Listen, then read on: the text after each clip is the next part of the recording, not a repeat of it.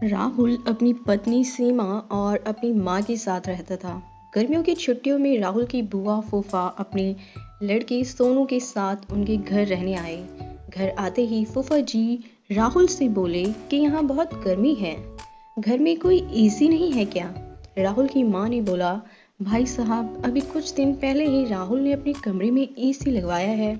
यह सुनते ही फूफा जी अपनी बेटी से बोले कि सारा सामान राहुल के कमरे में ले चलो। राहुल और उसकी पत्नी सीमा चुप रहे क्योंकि उन्होंने सोचा कि कुछ ही दिनों की बात है। इस तरह बुआ फूफा जी को राहुल के घर रहते हुए 1 महीना हो गया। राहुल ने अपनी माँ से पूछा कि बुआ जी अब जाने वाली हैं, हम कब तक ऐसे ही हॉल में सोकर अपना गुजारा करते रहेंगे? राहुल की माँ बोली, बेटा रिश्तेदारी का मामला है, हम कुछ कह भी तो नहीं सकते। राहुल की पत्नी सीमा बोली, वह सब तो ठीक है लेकिन उनका छोटा बेटा लड़का सोनू सारा दिन घर में उधम करता रहता है।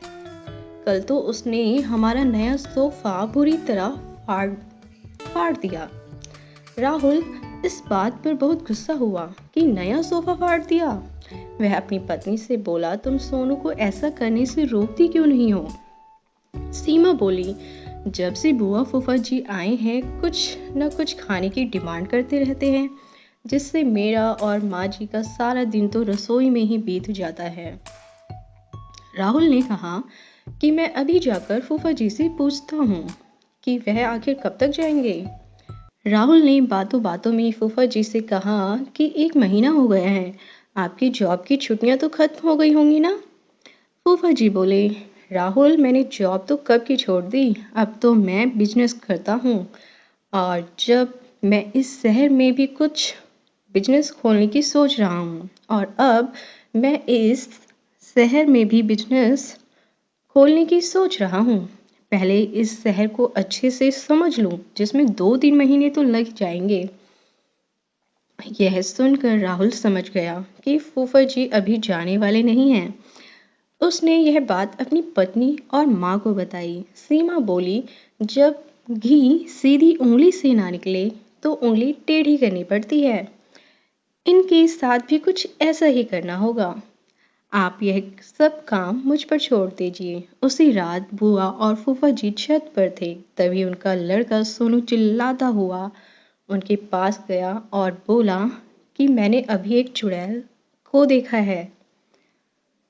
तभी एक चुड़ैल वहां आ गई और बुआ और फूफा जी को बोली कि तुम में से कौन पहले मेरा भोजन बनना चाहेगा? चुड़ैल को देखकर वे बहुत डर गए और उस घर से भाग गए। उनके जाने के बाद सीमा ने अपना चुड़ैल का मुखौटा उतारा।